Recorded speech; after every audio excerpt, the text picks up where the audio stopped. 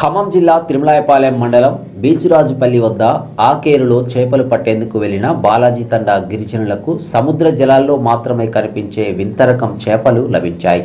సముద్ర జలాల్లో మాత్రమే తిరిగే ఈ చేపలను అక్వేరియంలోనూ పెంచుతారని చెప్తున్నారు. స్థానికంగా వీటిని దయ్యం చేపలు అని పిలుస్తుండగా వరదల సమయంలో ఆకేరు చెక్ డ్యాంలోకి చేరినట్లు గ్రామస్తులు భావిస్తున్నారు.